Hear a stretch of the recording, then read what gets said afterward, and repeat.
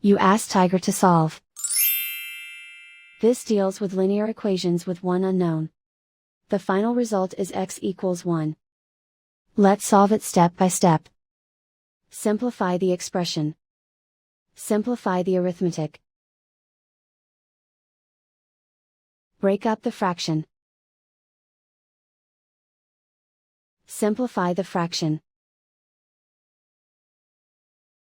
Find the greatest common factor of the numerator and denominator. Factor out and cancel the greatest common factor.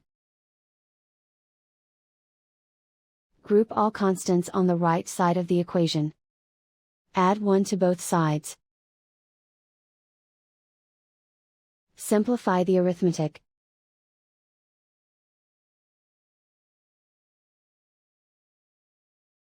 And so the final result is x equals 1.